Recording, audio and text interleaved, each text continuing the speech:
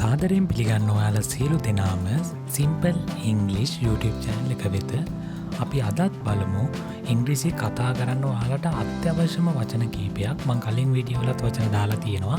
අද අපි බලමු තවත් වචන තුනක්. ඔයගලන්ට වැදගත්ම දේ මේ මම මේකේ කතා කරන සියලුම දේවල් අන්තර්ගත වෙන PDF එක ඔයගලන්ට ඩවුන්ලෝඩ් කරගන්න පුළුවන්.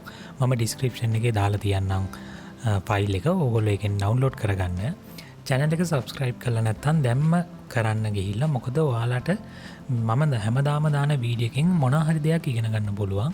ඉංග්‍රීසි කියන්නේ අපිට ජීවිත කාලෙම ඉගෙන ගන්න තියෙන සබ්ජෙක්ට් එකක්. කවදාකවත් මේක ඉවර කරන්න බෑ ඉගෙනගෙන. ඒ හින්දා ඔයාලට ගොඩාක් වටිනවා. ඒ හින්දා දැම්ම subscribe කරන්න. හරි. අපි බලමු අද පළවෙනි වචනේ තමයි develop. develop කියන එකේ තේරුම තමයි වර්ධනය කරනවා. සංවර්ධනය කරනවා. develop per country එක develop කරනවා කියන්නේ. ඉතින් මං හැමදාම කියන්නේ මේ වචනේ තනියෙන් ඉගෙන ගත්තට මදි. මේක වාක්‍යෙත් එක්ක ඉගෙන ගන්න ඕන. එතකොට තමයි අපේ ඔළුවට හොඳට යන්නේ සහ මතක හිටින්නේ. ඒ හින්දා මම දීලා තියෙනවා මෙන්න මෙතන උදාහරණ වාක්‍ය තුනක් බලන්න. He develops new software. ඒ කියන්නේ මොකද්ද? ඔහු නව software එකක් වර්ධනය කරනවා.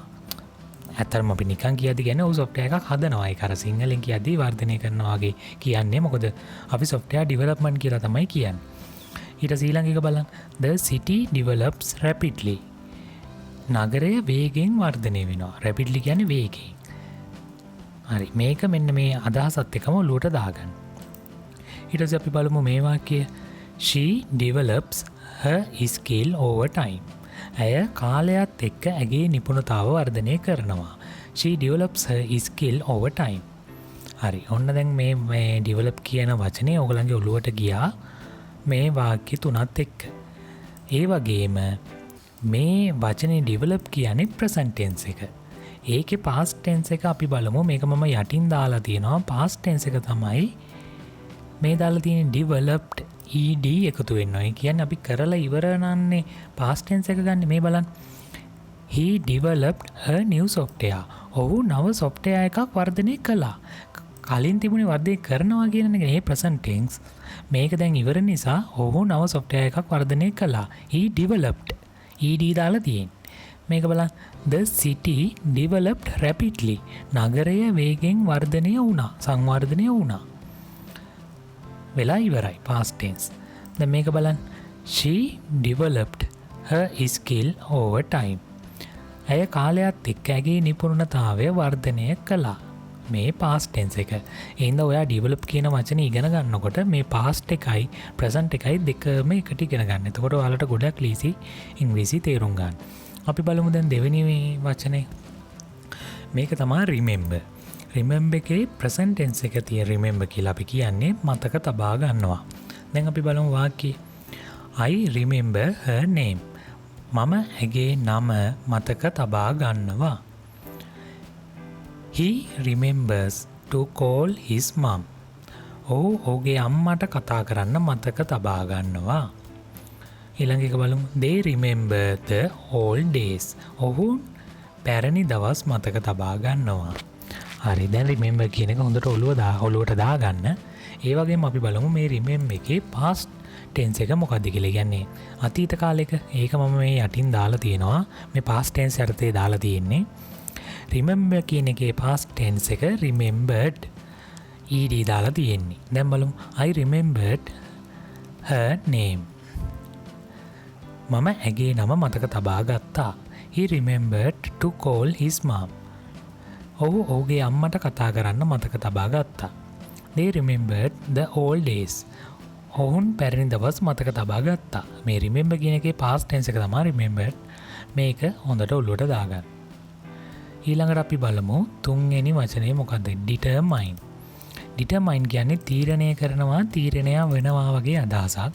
දැන් බලමු අපි වාක්‍යය. She determines to study harder. ඇය වඩා කැපවීමෙන් ඉගෙන ගන්න තීරණය කරනවා. determine කියන්නේ තීරණය කරනවා. ඇය තීරණය කරාලු වඩා හොඳින් ඉගෙන ගන්න. ඇය වඩා කැපවීමෙන් ඉගෙන ගන්න තීරණය කරා. study harder කියන්නේ වඩා කැපවීම. The judge determines the outcome. විනිසුරුවරයා ප්‍රතිඵලය තීරණය කරනවා. judge කියන්නේ විනිසුරුවරයා. They determine the cause of the problem. ඔවුන් ගැටලුවේ හේතුව තීරණය කරනවා. ඩිටර්මයින් කියන්නේ ප්‍රසන්ට් ටෙන්ස්. ඒකට දාලා වාක්‍ය තුනක් තමයි මේ තියෙන්නේ. අපි බලමු දැන් පාස්ට් එකේ මොකද්ද තියෙන්නේ කියලා. පාස්ට් එකේ තියෙන්නේ ඩිටර්මයින්ඩ් ed දාලා තියෙන්නේ. තීරණය කළා වුණා. තීරණය කරනවා තීරණය වෙනවා වගේ ගන්න ප්‍රසන්ට් මේක කළා වුණා. දැන් අපි බලමු. She determined to study harder. ඇය කැපවීමෙන් ඉගෙන ගන්න තීරණය කළා ඉවරයි. determined.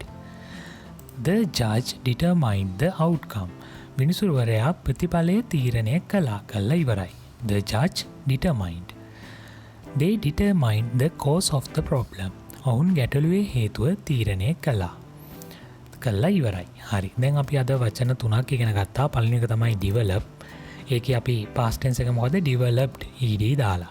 ඊළඟ එක තමයි remember. ඒකේ past tense එක remembered ed දාලා. ඊට පස්සේ අපි ඊට පස්සේ මොකක්ද ඉගෙන ගත්තේ determine. ඒකේ determined past tense එක.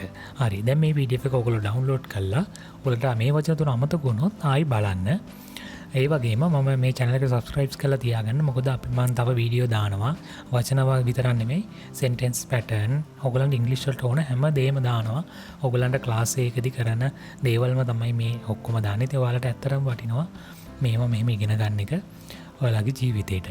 හරි. අපි අලුත් වීඩියෝ එකක් සමග එකතු වෙමු. සුබ දවසක්.